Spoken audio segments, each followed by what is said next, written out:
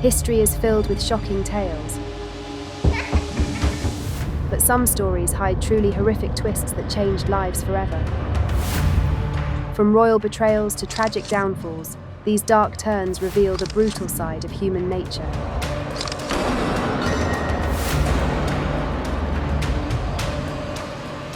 Brace yourself as we uncover history's most chilling fates. Renee, I'm right here.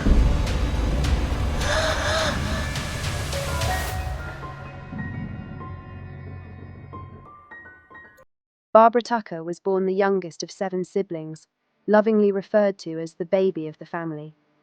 Standing at an impressive 6 feet tall, she was not just physically striking, but also vibrant and full of life.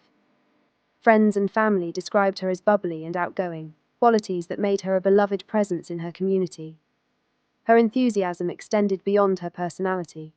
She was passionate about basketball, dedicating significant time and effort to the sport throughout her years at Cleveland High School. Barbara's athleticism was matched only by her ambition. She actively competed in national competitions and was involved in a club focused on business and retail, showcasing her diverse interests. During the summers, she worked at Sears, gaining invaluable experience while also expressing her artistic flair through crocheting and knitting. These creative projects reflected Barbara's vibrant spirit and determination to excel in everything she pursued. By June 15, 1980, at the age of 19, Barbara was a sophomore studying business at Mount Hood Community College.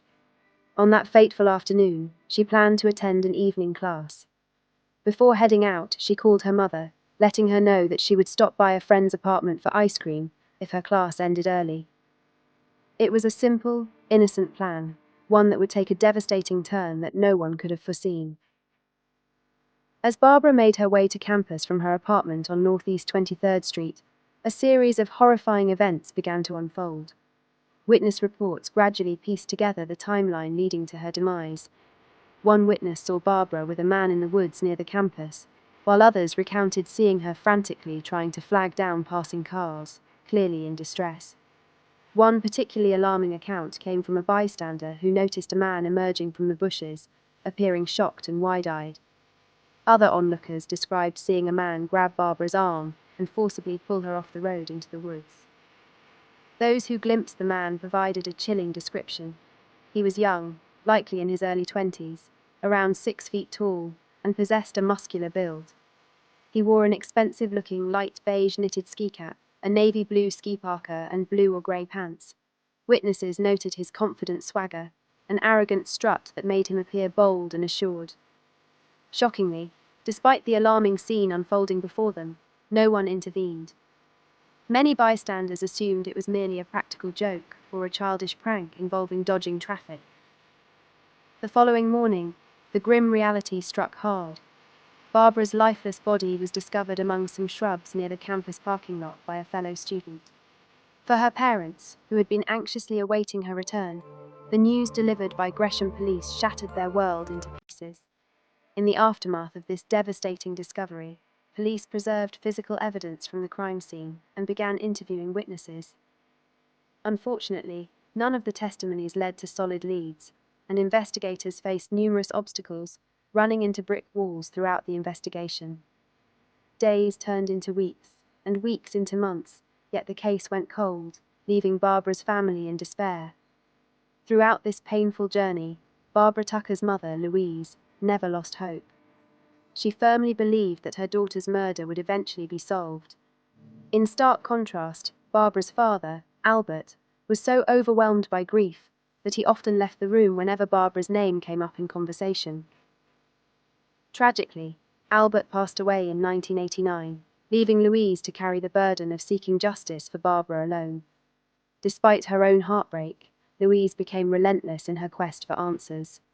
She maintained regular contact with the Gresham Police Department and the Multnomah County District Attorney's Office, meticulously tracking every detail of the case and ensuring that nothing was overlooked.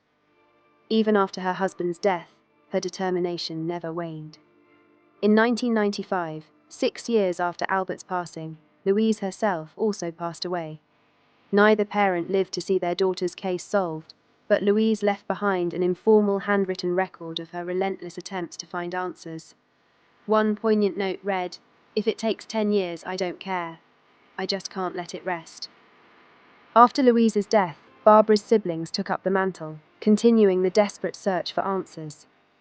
4 long decades passed, filled with heartache and unanswered questions.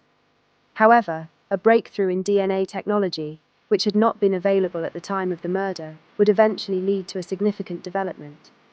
On June 8, 2021, a man named Robert Plimpton from Troutdale was taken into custody by the Gresham Police Department for the alleged rape and murder of Barbara Tucker. This breakthrough came after a detective named Aaron Turns made a promise to Barbara's sister, Susan Patter, that he wouldn't rest until he had solved the case. Physical evidence collected from the crime scene years ago had finally been tested, leading to a DNA profile match that implicated Plimpton in the crime. Plimpton already had a troubled history with the law, having been arrested previously in 1997, although that case was dismissed due to a lack of evidence. Remarkably, it was found that Plimpton was a 16-year-old student at Reynolds High School at the time of Barbara's murder. The district attorney's office announced that he would be charged and tried as an adult. During his arraignment, Plimpton pleaded not guilty, and his case is currently making its way through the courts. Barbara Tucker's story serves as a haunting reminder of the darkness that can invade our lives and the resilience of families fighting for justice. Her life, filled with promise and potential, was tragically cut short, but her memory endures, inspiring us to remember the importance of perseverance in the pursuit of justice.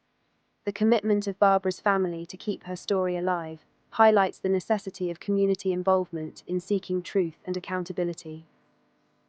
Now we turn to Julie Busken, a vibrant young woman living in Oklahoma City, Oklahoma, in 1996. Originally born and raised in Benton, Arkansas, Julie moved to Oklahoma to attend the University of Oklahoma. At the time, she was working at the university's golf course while pursuing her dream of earning a bachelor's degree in dance. Julie aspired to become a ballerina and had plans to open her own dance studio after college, teaching children the art of dance.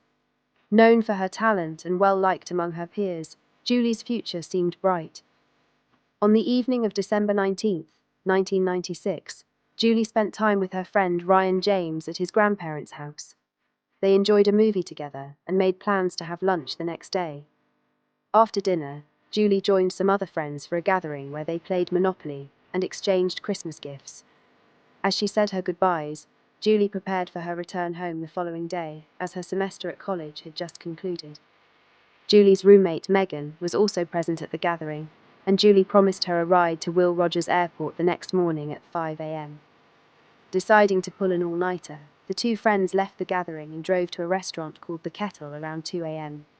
After finishing their meal, they stopped at a gas station for fuel and cappuccinos, before returning to their apartment shortly after 3 a.m. to pick up Megan's belongings.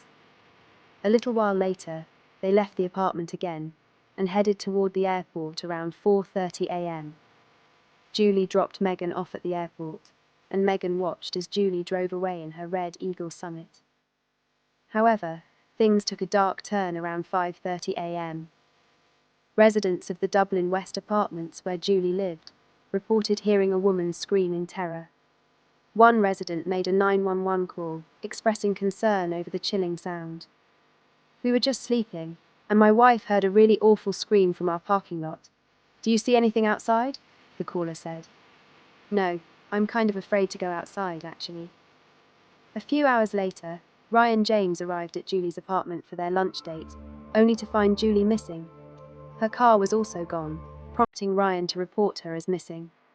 Tragically, Julie's parents arrived from Arkansas to help with her move back home, only to be met by police who informed them that their daughter was missing. 12 hours after her disappearance, Julie Busken's body was discovered on the bank of a lake approximately 15 miles from her apartment. Her hands had been tied behind her back with shoelaces, and from the waist up, she was submerged in the water. The investigation revealed that Julie had been shot, execution style, with a single gunshot wound to the back of her head, a contact wound. There was also evidence suggesting she had been assaulted. At the lake, investigators found 2 sets of footprints leading down to the water, but only one returning. One set belonged to Julie, while the other was believed to belong to her assailant. Further analysis revealed that the returning footprint matched a size 9 men's Nike running shoe, specifically a Nike Air 2 model. About 20 feet from Julie's body, a crumpled pink leotard was discovered, bearing the initials JB. This leotard was confirmed to belong to Julie and contained male DNA, which was stored for future analysis as DNA technology advanced. An autopsy confirmed that Julie was shot with a .22 caliber bullet. The specific firearm used was distinctive, but more on that later. The stories of Barbara Tucker and Julie Buskin remind us of the fragility of life and the enduring quest for justice. Their family's relentless pursuit of answers highlights the importance of hope and perseverance in the face of unimaginable tragedy. Both cases inspire us to advocate for change and support victims, ensuring their memories live on as a call for a safer world.